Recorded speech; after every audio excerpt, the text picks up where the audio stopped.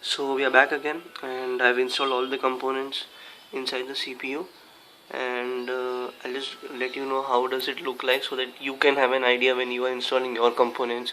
Probably you might be having two hard disks, or you might be planning to install two graphic cards or two DVD writers or something like that. So you'll just get an idea how you need to take forward your how you need to put your components. So this is the SMPS, as you see.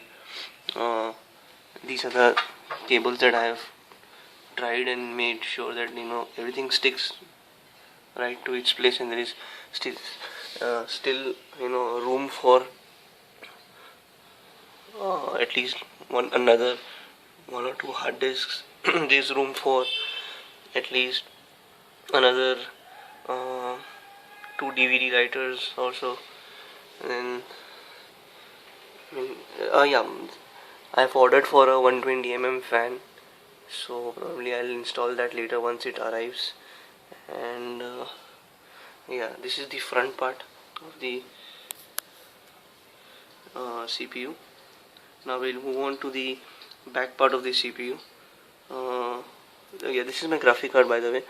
It's a GTX 650 2GB Ti boost.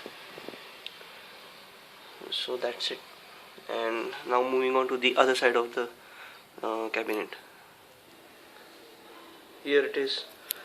So not much, actually. This one looks much cleaner than the other side. So I mean, just get an idea about how your CPU would look after installing all the components.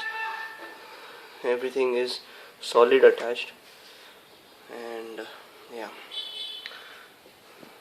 thank you once again.